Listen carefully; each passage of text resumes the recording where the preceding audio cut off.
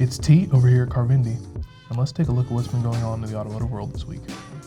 First up, GM reaches a huge deal with global foundries, and that secures them chips.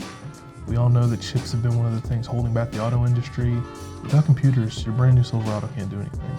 So this deal that GM has strung up should secure them long-term chips and keep their manufacturing rolling smoothly. And hopefully that means that prices come down and things get kind of back to normal. Moving away from vehicles that have already been produced, let's look at some that are already in the hands of consumers. Right to repair bills are starting to move forward in a lot more states.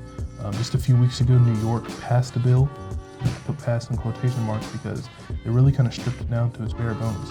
For those of you that don't know, right to repair is just the idea that entities other than the manufacturer, so local repair shops or individuals, can buy parts and have access to the tools they need to fix something. That keeps the market fair and keeps prices down. There's been a lot of legislation lately that's been trying to give those rights back to small companies, but hasn't been going well.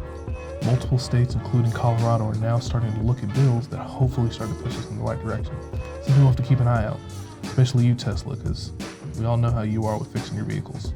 And then lastly, the BRONCO is actually closing in on sales with the WRANGLER. I know it's kind of crazy because it feels like you see Jeeps everywhere, but Broncos are getting there. In Q4, WRANGLER sold right around 12,000 units, and right behind them was the BRONCO with 11,000. So going into 2023, I'm hoping that the BRONCO can eke it out a little bit. Personally, I prefer the Broncos to the WRANGLER, but that begs the question, what do you think? Check on over here with us next week in Carvendee, and we'll see what's going on in the automotive world. I'm T, and I'm out.